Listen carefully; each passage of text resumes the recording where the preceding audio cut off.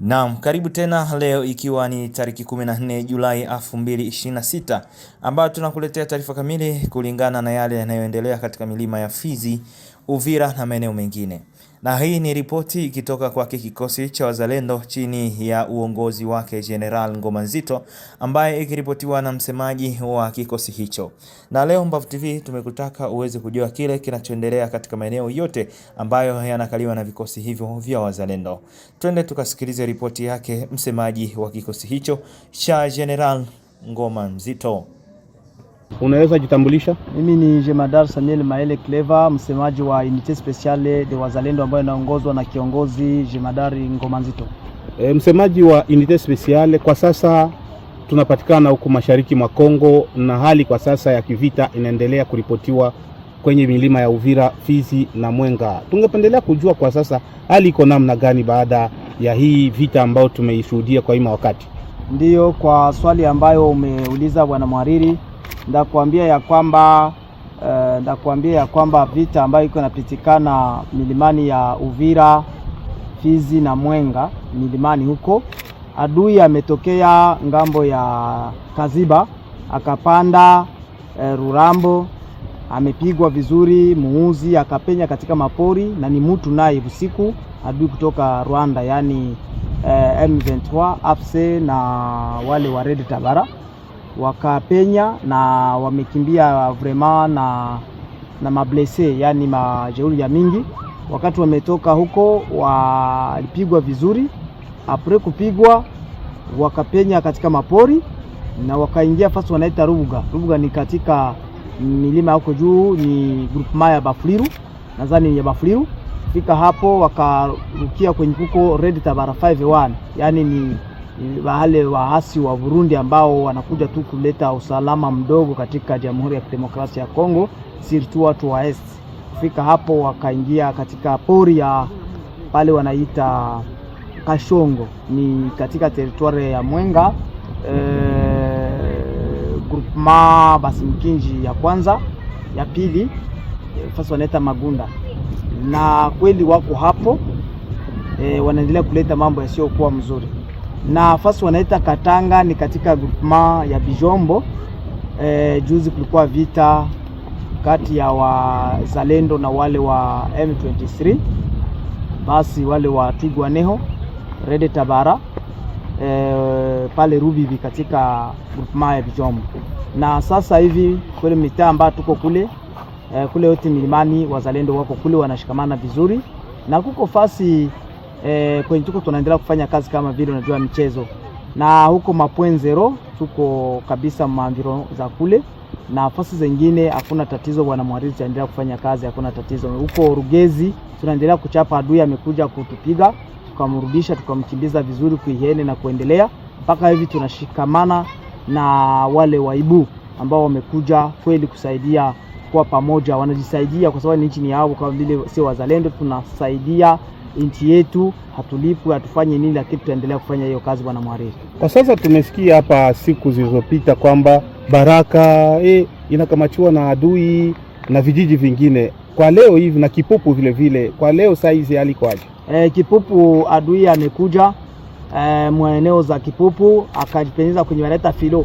Filo ni fasi ambapo wale wachimba madini wanakuwaka wakichimba madini, akapita hapo ndio akashukia mangombe, ameiba ngombe za mingi. Wakati sasa wa vijana wetu kama vile kiongozi wa operation kwa hiyo ngambo ambaye anaitwa Musa za Minembwe, Mudagiri Mseveni na wengine wa vijana wa kiongozi mtetezi wamefanya kazi hapo, wamepiga adui vizuri, na wengine wa vijana wa Kakobanya hapo wamefanya kazi kama vile inawezekana, na adui amechapwa, wameziacha hapo, wamekimbia. Walikuwa washabeba mangombe za raia, walikuwa waishafanya violence kwa wanamke wenye wanaenda shambani, lakini sasa hivi ile eneo tunaikontrole, hakuna problem. Na adui akakimbilia fasi wanaita Mikenge, kwa sababu Mikenge ni adui njoo iko hapo. Na fasi ya Rugezi, Rugezi ni hapo tunaendelea kuchapa adui. Na ile ya kusema Baraka ile ni ndoto ya Farao. Iko sawa vile ulisikiaka adui alikuwa anasema hamtaonaka wazalendo hata siku moja. Muzalendo tuko na 26 province. Yaani tuko na 26 province, tukiona ya mwisho inaisha ndio tutakwambiaka bwana hapa tunatasimamia Kinshasa, ndio tutagomania kama binashindikana. Lakini tukingalike mueste ya Sud Kivu surtout mpaka tufike Goma. Mambo ya kwenda Kalemi ile Baraka ile ni mamontage ya bali watu wanakuwa utilize pamoja na wale wanafanya mapropaganda zenye si wajeshi hatuko kuzile, lakini Baraka iko sous control, mlima memema nafasi zingine hapo watu wako na amani. Abala na kuendelea watu ni amani. Hizo mabala kule fasa mingi pale watu wako bien. Naweza kuambia tu Maheta, Magunda, Masango, nyuma tu Kashongo ya Magunda ndio kuko Red Tabara ambayo iko na enda inaingiza weza usiku pour que waendelee. Ni sawa vile terroriste unajua terrorisme ni nini? Ni mtu ule kujiwewe kumepenya ili bamalize tu watu. Donc nous les appelons bako ba terroriste. Na swali ambalo umetuuliza par rapport na ule adui aliye mwenye anajifokalize ngambo ya M23 kwa ajili ya kutatiza tu watu raia ya Kongo. Nitasema kwa kweli waalie wake ni wengi. Waalie ni wengi, na kwanza kuna makundi fulani ambazo ninaweza nikataja, notama kundi la Red Tabara. Red Tabara ni maadui ambao wametoka nchini Burundi wakakuja huku kwetu Kongo wakajiinstale humu mu plateau, basi wakiwa wakifichama kwa mwisho wakakia jiunga na M23 kwa kuanza gombanisha serikali na watoto wa nchi. Kundi hilo linatatiza sana, linasumbua sana raia na linasumbua hata pia usalama wa Kongo. Kwa wale ambao watakaotusikia watusaidie, wajue ya kwamba sisi kama vile wananchi ambao tunaendelea kugandamizwa na haya makundi ya kigeni, yale makundi ambayo yenye kuwa na malengo ya kugabula nchi yetu. Tunasema kugabula nchi yetu kwa sababu mamilima au mamingini ambazo zilikuwa zinadhibitiwa na wao tayari wanaanza kuziproklame sawa vile ni manani zao kiubinafsi. Notama hapa Minembwe kwa mfano. Minembwe ilikuwa tu vile ni lokalite yenye inaishi eko Wafuliru, Wabembe, Wanyamulenge kama kawaida. Lakini leo wanakuwa wakuideklare kama inakuwa ni komine ya Minembwe.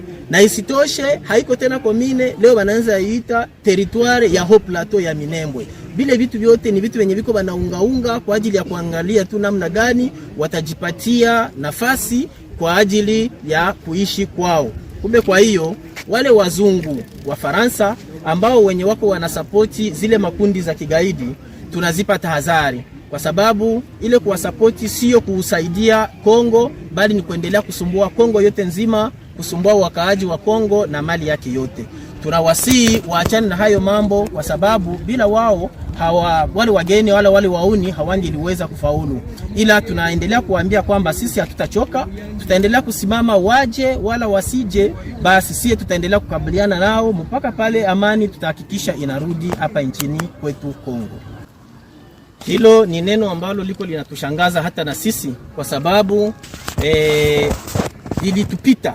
Tulifikiria kwa ajili ya ile kitu, lakini tukajikuta ya kwamba tumezidiwa. Basi anemo tulifikiria kwamba kweli kunaweza kuwa wamoja watu wa office donc wa autorite wenye kuwa ndani ya serikali ambao wako wanasapoti wale watu. Kivipi? Lakini tulikuja kujirandre konte kama wenye walikuja kushimika ile territoire commune ya Minembwe ni wale ma autorite ba M23 walitoka Magoma, paske bilipita hata kwenye mitandao, wakatoka Goma, Bukavu, wakaja wakainstale ile territoire na commune hapa resama wakati walidema Minembwe. Basi kwa hiyo tunakuwa na huzuni kubwa, kwa sababu serikali yetu ina uwezo, ina ndege za kivita, ina madrone na ina kontrole anga yote ya Kongo. Lakini wale watu wametoka kule Goma wakakuja mpaka Minembwe na ndege, wakadema Minembwe, wakafanya ile mamitinge yao, bakamaliza wakaproklame kila kitu bila hata kukua inquiete, bila hata kukua hata surpris, mpaka gisi walimaliza maseremoni zao na wakalala pale na wakaenda. Ile ilitupatia hofu kubwa na ikatupatia mashaka. Kumbe kwa hiyo tunasi serikali yote nzima ikiwa Kinshasa ichunguze vizuri haya mambo, waingilie kati, wajue namna gani ile vitu ilifanyika vile na wanani wenye wanaweza kuwa nyuma ya ile kitu. Asante.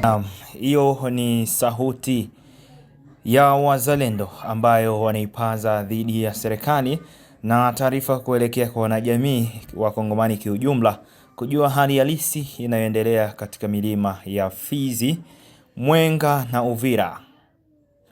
Naam, hapa Ambavyo TV utapata ripoti kamili kwa yale yanayoendelea katika maeneo yote hayo, na tunapandisha vipindi vyetu katika muda wowote ule ambapo tukio linaweza kutukia na habari inaweza kukufikia pale popote pale ulipo na kwa muda muafaka kabisa.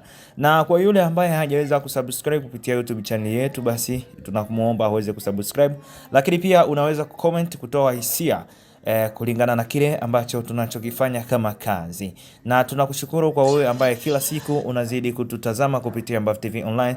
Tunasema asante kwa yote, na ukisambaza video hii itakuwa ni vizuri zaidi sana kwa yule ambaye hajaweza kutupata kupitia website ama peji yetu, basi aweze kutupata na aweze kuenjoy nasi kupitia taarifa ambazo tunazozianzisha hapa Ambavyo TV Online. Asante.